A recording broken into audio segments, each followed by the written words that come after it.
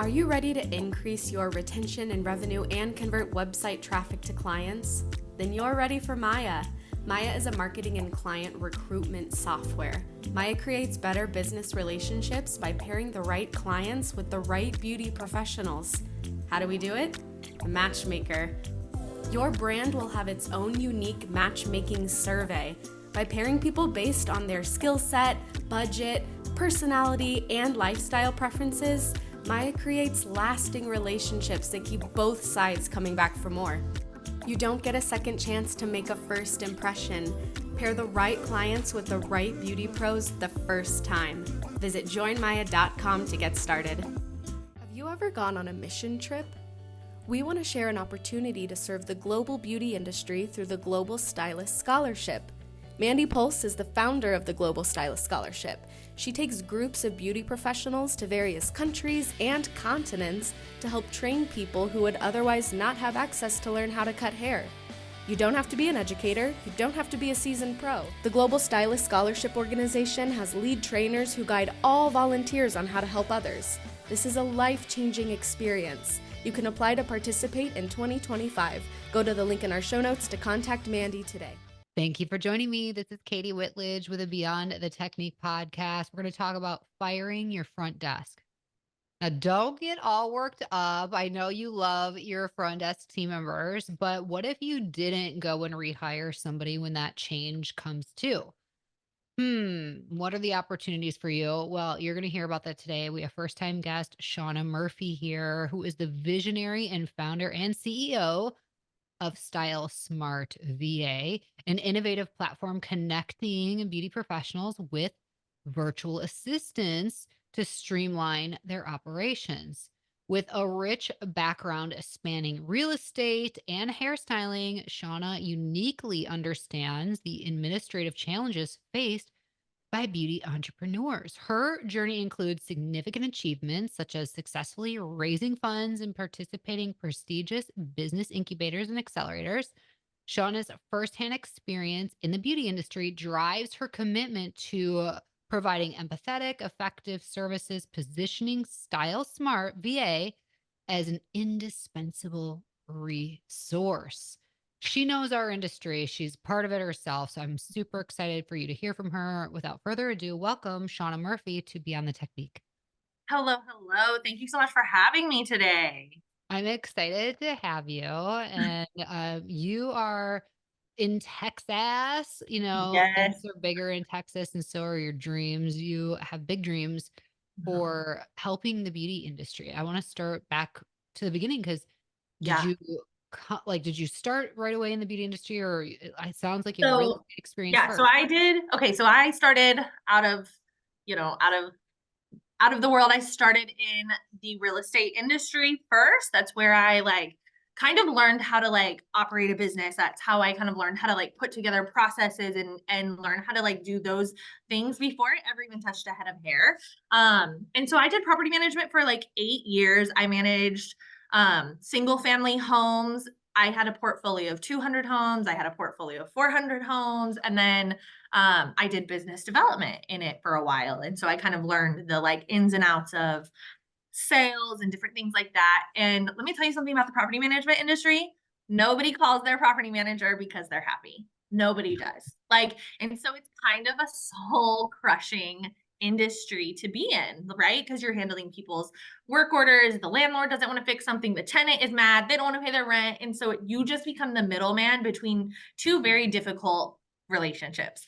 And so I had wanted to go to hair school when I was 18, and I went and I toured a school, and then it came down to the financial aid, and I didn't qualify for financial aid. And I can tell you right now, my parents were not going to pay for me to go to hair school. They just weren't. And so that kind of went on the back burner. It was cheaper for me to get my real estate license. So that's what I did.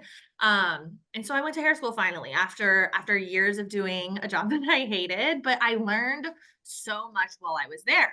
And so when I went to the beauty industry, I did my school, and then I went into an apprenticeship in a commission salon. And while I was in that salon, they had 4 receptionists. And I was only in that salon for 6 months. So not a lot of consistency in the role, not a lot of consistency like in that position. And that was my first like experience of being in a salon. So then COVID happened, salon shut down. And when we reopened, I was like, I think I want to be an independent artist. I think I like to have a little bit more control, like kind of understand a little bit about how to run my own business. I've already kind of done some of that in the real estate world. And so I decided with my 9 clients from my apprenticeship program to go be an independent artist. And so I saw it as an opportunity to really like build and build quickly, because in Texas, a lot of people moved to Texas during that time. A lot of stylists had exited the industry. And so I was like, let me post anywhere and everywhere that I can post to like get people in my chair. And it worked. And I was having like 20 or 30 messages in my like inbox a week. And which is a lot when you are working. I was like, let me work from 9 to 9, 7 days a week. I don't have any children. Like I have this opportunity to really build my clientele. And so, which is great. But then when I got off, I was exhausted. My back hurt, my feet were tired. Like my brain was fried because I was still learning how to formulate color. Like, and so then I still had to respond back to these messages. And so I was finding like, crap, I didn't respond back to this person. And then 2 people would walk into the salon at once because I would forget to like put an appointment on my book, and then I double booked it. And I was like, this is not the business that I want to run. Like it doesn't happen. It can happen very quickly where you get that like reputation of being that hairstylist that is not put together, that cannot be reached. And so that's not what I wanted for my business. And I was too early on to my career to like have that like as a reputation. And so when I was in real estate, we had virtual assistants, and these virtual assistants did everything that the property manager could do that did not have to go out to like view the property, like that had to be in person or was legally had to be done by a realtor. And so I was like, okay, if I just write out a process that our virtual assistant can follow, I was like, I'll hire somebody. And so I wrote it out, and it was really bad. It was 1 sheet of paper, front and back, handwritten. And I was like, I'm going on vacation. Let me hire this virtual assistant. I'm going to give her this. I'm going to give her the logins to all of my stuff. And then I'm going to go on vacation, and I'm just going to see what happens. So that's what I did. I walked her through what I wanted done pretty simply. I didn't give her like a ton of stuff, but I was like, your goal while I'm gone is to make sure that all of my clients are responded to and all appointments get booked. Like that's it. That was the base of like what we started with our virtual assistants. And so I went on vacation, and I came back, and I was able to just go right into the salon. Like I didn't have to reach out to anybody. I didn't have to make phone calls. I didn't have to post. I feel like we do this a lot in the beauty industry where we post on our like social media, hey, send me another message because I can't find it. Like that just tells clients that you're too busy for them. Like, no, I didn't have to do any of that because my virtual assistant took care of everything. All of my clients, they knew where to go. They knew where they needed to be because she just followed my step-by-step process that I wrote down. And so a couple months after that, that's when I was like, wait a minute. I know I'm unique, but I'm not that unique. I can't be the only one in this industry having this problem where like we're entrepreneurs, we're booking appointments, we're shopping, we're like getting inventory, we're running here, we're running there, we're marketing, like every hat that we are wearing. And then we still have to do client communication. Like I can't be the only one with this problem. And then I was like, well, when I was in the commission salon, we had so many front desk staff. So obviously it's an issue whether you are an independent artist doing it all yourself or you're a salon owner that needs help in that like position. It's the same problem, and they are solved in the exact same way. Like we are talking to clients, we're booking appointments, whether it's for one person or whether it's for 15 people. And so I began to develop like, what does this look like in a salon? What does this look like for a beauty coach? What does this look like for a hairstylist, a barbershop, like all these different things that a virtual assistant can just follow this process and plug it into a business. And so that's what we did. And I created the like training process that our virtual assistants go through today. And that was like a little under 3 years ago. And now we are servicing salons across the US, and I still work behind the chair. And I do this because I genuinely believe that it's helping hairstylists. Like it's helping hairstylists find a little bit of balance. It's helping elevate their like guest experience when the clients aren't in the salon. And so it brings that like full circle. Like I'm going to do this for you while you're in the salon. I'm going to pamper you, but when you're not in salon, I'm still going to make sure that you're taken care of. Like, and so that's what we have done. And so, yeah, that's it. That's kind of it. Well, it's incredible, and congratulations Thank on you. seeing a need, solving a problem, and coming up with that solution. So I think it's awesome. Okay, so here's a question. Why fire your front desk? And I'm not saying that you go and fire somebody, but like you had mentioned, sometimes that guest services role is harder to fill, or harder to keep long term. Yeah. Unless people are in management roles or leadership roles, you Yeah. have kind of those part timers, or if they're full time, but then they go off to college or whatnot. So, when the opportunity arises, Mhm. what are the perks? Like from a financial, we hear like, wow, they Yeah. can do all this work. What is that? How do you quantify that? How does this become like even a better fit than somebody who's In is person. part of the brand? Like, how can that Yeah. compete? So I believe that your virtual assistant can really become a part of your brand for first off. Like I think that that is a reality that your virtual assistant becomes like my client today came in and she was like, "Oh my gosh, your virtual assistant, she was so helpful. She helped me figure this out and she sent me the address and I knew exactly where I had to go." So like that is where they kind of become a part of the team because they are a person and they are handling those things. They're handling them very intentionally. But then you want to look at it like every square inch in your salon should make money, right? Like every square inch costs something. Every square foot has a dollar amount. And so we're creating these front desk areas that are huge. They're massive. That could be an income producing station. And so like that's one of the things that you can replace a front desk with a salon station. Now you're making more income on that space, while still having the support of what the front desk is there for to help answer phones, book appointments, handle client questions, handle inquiries, help with different administrative back-end tasks. Because when we do have front desk in salons, sometimes a lot of times they're on their phone. They're like sitting there, they're focusing on maybe not on what's going on in the salon. Um, and so with a virtual assistant, you're only paying for the time that they are like actually working on your business. And so you're not having somebody sit up there for 40 hours a week, but only doing 20 hours worth of work. And that is a huge financial burden when you have a position in your salon space that is not generating enough income to pay for their position. And it becomes this money pit, like in the salon industry. And not every front desk is that, but I feel like we see it in a lot of areas that it has become a pain point in the cost, but like we still need a solution for it. And so what do we do? Do we just keep paying somebody to be up there that's in a high turnover position, or do we find a solution where we have a virtual assistant that has been our virtual assistant for 3 years and they're a part of the team and our clients know who they are? So that's kind of where we feel like a virtual assistant kind of really slides into a salon. And do salons typically have to have like that touchless check-in, check-out model, or are there different models? Like, how does that work? So there's different models. We really like to learn about your like business, to learn about each salon. You're still gonna have to cash your clients out, but that builds trust between the stylist and the client when you like drop your ticket off and you piece out so that the front desk has to be like, oh, your service is actually this. Like when you communicate with your client, like, hey, this is the price point. And then when you go to check out, you're the one checking them out. You're the one pre-booking their appointment. That builds trust between the service provider and the client. And so when you have a virtual front desk, they handle everything else. They're handling the phone calls so the phone's not ringing in the salon.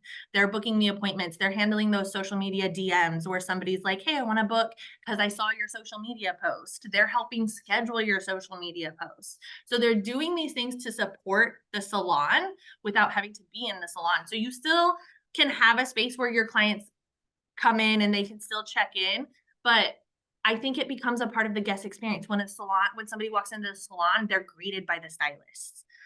People are aware of it because there's not somebody just at the front desk. And if the front desk person's not there, we forget to like come and say hello to the stylist. It just becomes a part of the rhythm of the salon anytime somebody walks in the door. And are there instances salons have kind of that concierge front person who Mhm. greets and whatnot, but Yeah. then this virtual assistant plays a role behind the Yeah. scenes too? Here's where my head is at. I kind Yeah. of visualize like if you are killing it with marketing, Mhm. and if you're using Maya, you are, right? Okay. Okay.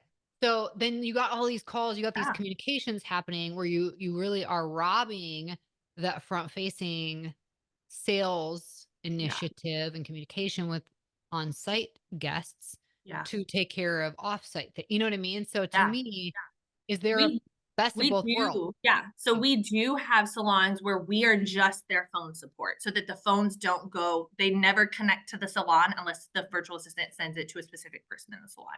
Because again, like the salon phone ringing, that causes distraction, then they're on here and they're trying to catch somebody out.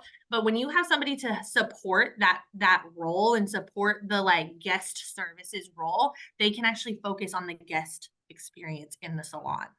And then you look at like a virtual assistant and maybe you only need them for 10 hours a week for that type of like support. You know, a virtual assistant doesn't have to be a 40-hour a week position. It can be 10 hours, it can be 15 hours, just based off of the need of your salon so that you can support guest services, so that you can support your stylist. And we have like salons who maybe they have 2 locations and they have one virtual assistant to handle both locations, and then their guest services in salon get to focus on that client and guest experience as soon as they walk through the door. Very cool. So most owners are thinking, okay, well, what is this going to cost? Mhm, And mhm. do we share VAs with other brands, or do we have like one person that just works for our brand? Yeah. So it works a little, it depends, right? Like it all depends on your business and your business structure. So if you are a busy salon and your phones are ringing because you've got Maya and your software is killing it, um, then you would have some, you would have your virtual assistant that answers those phones, and maybe you want them for 40 hours a week so that they're available to you all the time. And then we find the salons who, you know what, their phone only rings sometimes and they have other administrative work that their virtual assistant does. So maybe they only need somebody for 15 hours a week. And that virtual assistant might have 4 or 5 accounts across the US and they're doing your work while they're doing other work as well and that's how you're able to spread that 15 hours out throughout the week is because they handle more than one Oh, interesting. account. Mhm. So you kind of pay them per minute in a way. Yeah. Yeah. And So like, okay. okay, so if somebody called your salon and you had a virtual assistant, when they pick up the phone, that's when your virtual assistant starts the time for your account and they track the time until they're done with that task. So if it's a new client, they're going to answer all of the questions. They're going to get their appointment book. They're going to get the card on file. They're going to, if you require a deposit, they're going to charge that deposit for you. And then they're going to send a follow-up text message. Thank you so much for booking your appointment. Here is the address. Here are our policies. This is what you should expect from here on out. And then they've wrapped up that task. Now they can stop the timer and move on to something else for another account. So it's kind of like what it looks like for your virtual assistant. So interesting. So you kind of have a team of virtual assistants who take Mhm. on. Yeah. Um, so how does the salon train the virtual assistant? Mhm. And how do they kind of not mix it up that they're all of a sudden on brand for you this moment, but in five Yeah. minutes from now they're on brand for somebody else? How do you make sure they can ensure that quality control? Okay, so all of our virtual assistants go through our industry-based training. Like these are the basic tasks that you have to do as a virtual assistant for a beauty entrepreneur, following up with clients, answering phones. So then when you come on, we do an onboarding meeting with you, and then you get an account manager and your virtual assistant. And so your account manager is going to walk you through and ask you very specific questions about your business. Like how do you handle no-shows? How do you handle people who are late? Do you allow additional guests? What types of services do your stylists like to do? What services are not allowed in your salon? When do you book the last chemical service of the day? Like, right? So we ask these questions to learn about your business, and we have a document. It's a living, breathing document that your virtual assistant, you get access to it, your account manager has access to it, your virtual assistant has access to it. And it's a living, breathing document. So as things change and happen, we update it. And so like for the candid responses, if somebody booked an appointment, it will live there. And you can be like, yeah, I like that response, or no, let's tweak this part of the response. And then it lives there. So all they have to do is copy and paste and send it. Right. And they customize it to like that client. So you get everything customized. And then thank God for Google Chrome because they can have everything logged into your account under one Google Chrome. So when they know they're in the purple Google Chrome, that they are working on your salon. And when they're on the blue Google Chrome, they're working in a different salon. And so the way that technology integrates with your virtual assistant is how they keep it straight. And so, we work with them and we help them understand, we set them up in the beginning with the initial training to like understand those things. So you're not having to train them. And then they become a part of your team. You get that direct line of communication with them. And so like say something, they did something, but you want it done a little bit differently. You just shoot them a message. Hey, I just want you to know, like when you send out this message, change this verbiage on it moving forward. And so you do still have communication with them. I always suggest like meeting with your virtual assistant, like once every other week or once a week. If you do team meetings, have them join those meetings. And like a lot of salons that use like team messaging systems, put your virtual assistant in there. That's how they become a part of the team, so that when the stylist is like running 15 minutes late, they can just shoot a text message to their virtual assistant, and the virtual assistant can let their next client know. Like, and so you kind of bring them into the salon and the team when you put a little bit of effort into having a virtual assistant, you get the reward of it. Absolutely. And I could see, if you are worried about, are they gonna say the things the way we would, all that. I could see there being so many benefits from having literally a virtual assistant just to the owner. Like you don't need to Oh my take gosh. phone calls and answer emails, or you don't need to like schedule appointments. I need you to help me with other Yeah. things. So what Yeah. other things do your virtual assistants help with? So we do just a lot of things are task based, right? So it's based off of like what your business does. And every business is a little bit different. So we have one virtual assistant where she knows that when a stylist comes in and they're late, she sends them out the warning. Like, hey, you're late, you have to sign this. So that is one of the things that they can do. They can help with inventory. We've had virtual assistants where that's what one of their roles is. They order inventory once a week. We have virtual assistants. I'm just gonna say that's huge. Like, Yeah. Yeah. I if mean, you have listen, the we right, can't count the inventory for you, but we can order it for you. Like we can do yeah, those things, right? And so it really is based off of what you need, especially as you own 3 locations, correct? Right? And so you have a lot of tasks that funnel into all of your businesses, but there's also tasks that you probably are currently doing that are repetitive, things that you do once a month, once a week, once a quarter, that if you just recorded it, you could offload it to somebody else. And so you start to realize, once you start offloading things, you start to realize, oh, I guess I could also offload this task because I did it the same way last week. And so you record it and you offload it. when you And say the more, what do go you ahead. mean by record it? Okay, so I use like loom.com, and it's a screen recording app or software that you can go through. It records everything. You can talk, it'll record you talking. And then I literally just take that like link that it creates and I send it to my virtual assistant. I'll be like, hey, watch this video. This is a new task. I want it done on Tuesdays by this time. Please watch it and let me know if you have any questions. Yeah. Okay. Very, very cool. Do they help with social media marketing? They can help with social media and marketing. It depends on the skill set of your virtual assistant. So we connect you with a virtual assistant that aligns with the skill set that you're needing. So we have virtual assistants that create content. We have virtual assistants that help build out email campaigns, that help build out like things in client relationship management systems where the automations get triggered. When somebody submits this form, they get this, they fall into this like pipeline of emails. So they have different skill sets and they can do different things based off of your business's needs. Because not everybody is there yet, right? Like not everybody is there where they need to have a whole pipeline built out, but maybe they just need once a month a newsletter that's sent out, right? And so your virtual assistant can help you develop and send out your newsletter. Yeah. And if you're So listening, you need to be sending out a ton more communications than that. Your yeah, marketing needs to be, yes, but that's just me important. It's preaching important. from the marketing pulpit. Okay.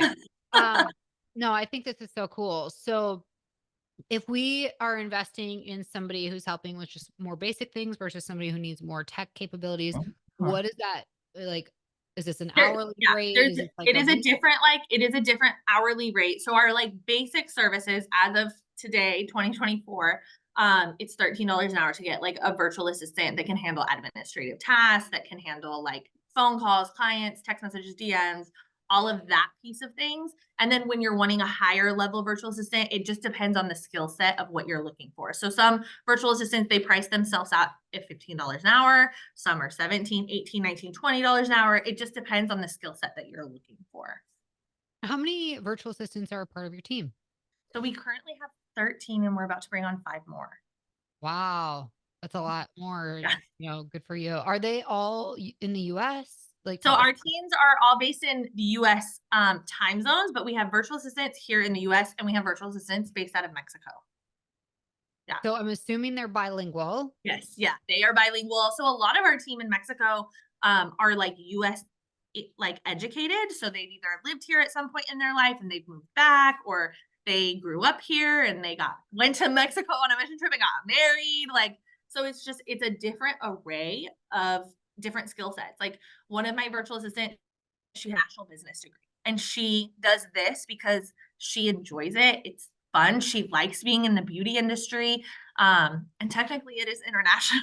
It is international, right? So because she's working in salons in other countries, but like they have degrees, they're well educated, but they like what we do and Well, and they like I know a how we do it. fear of owners would be, are we going to understand them when we're on the Yes. phone? Are my guests going to understand them?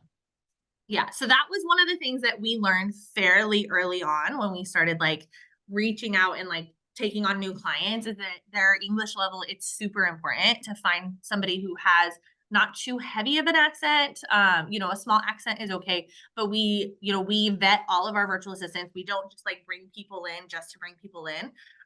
So we go through like an interview process with them. We look at their resumes. We have them do like English test-ins to test into the company. That way we know and we can do, essentially it's like quality control for us to make sure that they are hitting the baseline of what we need in the US when it comes to speaking English.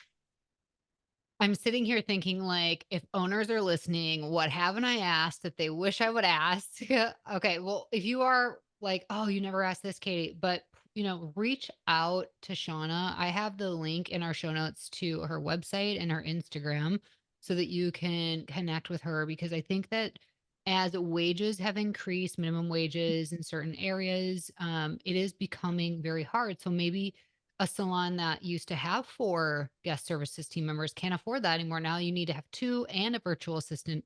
So Yeah. I think this is just such an amazing resource all around. And I love that you actually are in the industry, and this is just, I think, really cool that you put this together for everybody listening. There was something that I was going to ask about, and it will come to me, but is there anything that I haven't asked or that you feel like you get a lot of questions about? Okay, so I think a lot of people ask like, okay, so how does it work? Right? Like I can tell you, like, yeah, we answer the phones and we do this. So like how does it actually work and what do I actually need to do to implement a virtual assistant into my business? Okay, so one, a web-based phone system is very important because that's how they answer the phone for you. So Google Voice, Dial Pad, there's tons of them out there, and it's a VoIP phone system and it's just web-based. That is huge because that's how they're going to text, they're going to call and it comes from your number, so then it's associated with your brand, and that's very important to us, is that you're getting calls from your number. And then you'll create them like a login. A lot of times people will use their like hello at their salon's name, that login for their social, not their social media, for their like booking software. And then you can give them specific controls in their booking software. That way you know exactly what they have access to. And then for secure like password sharing, right? Like we all love our passwords and it's kind of scary to share them. We utilize LastPass. And what that is it's a platform where you can upload your passwords and you can share them with somebody without giving them access to see the password. And so once you kind of have all of those things implemented, that's when we can do your onboarding. And then typically, like once you sign up and if you have all of those things already in place, we can get you started with a virtual assistant typically within 24 to 72 hours. And what is the investment for onboarding? So our onboarding fee is $299. I know what I was going to say. When you have a team member, on your P&L, they are going to cost a little more because you have employee taxes and whatnot. Hiring a virtual assistant through your company We're turns into contracted. Yeah. you're an expense line. Yeah.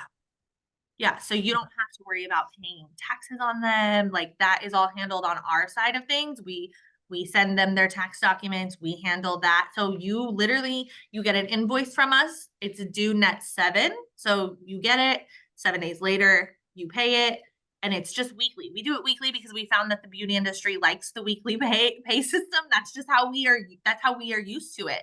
And so you just pay your weekly invoice for your virtual assistant. A lot of our clients have it on auto payment and they're able to set it and forget it. Okay, so many cool things here. Before we're done though, what would be some final words of encouragement for owners that are on the fence? Maybe they have a few fears. What would you do to just encourage them or soften those fears of like, this can be possibly one of the Yeah. greatest decisions you made for your business? So I find that one of the the most common objection that I get is that I want control of my business. Like I want to have control over it. But there is control in delegation. Like you can only hold so many things in your hand. And if you start to hand those things out to other people, then you're able to look at your business from a higher level view and you're able to start coaching people on things. But if you never let your hand release to give some of those tasks away, um, then you're going to stay exactly where you're at because you can't focus on anything else when your hands are full. We look at things right here, but when you delegate, you can see more of the picture because it's not right in your face. So that's what I say, like delegation is control. And when you can delegate, it's because you know what's happening in your business. Yeah. And I think people get Good afraid advice. to delegate because they're not sure of what's actually happening. It's such great advice, and I really appreciate it, Shauna. There's so much here. I just feel like this is going to continue to grow. For everybody listening, please go to the link in our show notes to check out Shauna's website, styleseat.com. Do I have that right? Style I'm smart, style smart. Oh my gosh. Yeah, Like one that's of the okay. major, because that's a brand. Okay, let me say it again.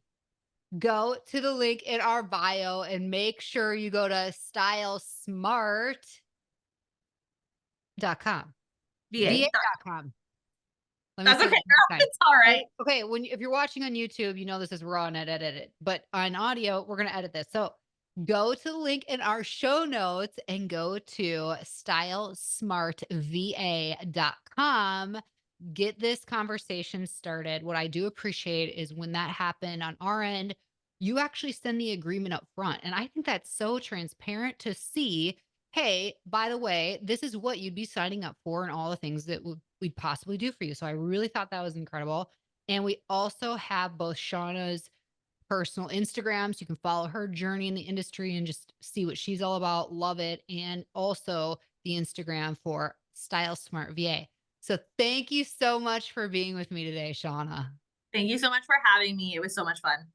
We always have fun. This is good.